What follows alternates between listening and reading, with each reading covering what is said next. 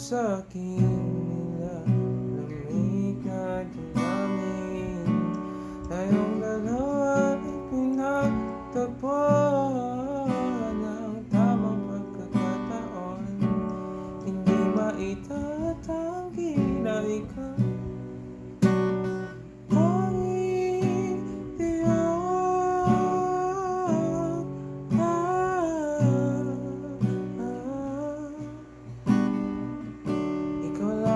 Ikaw lang ang tinatangi.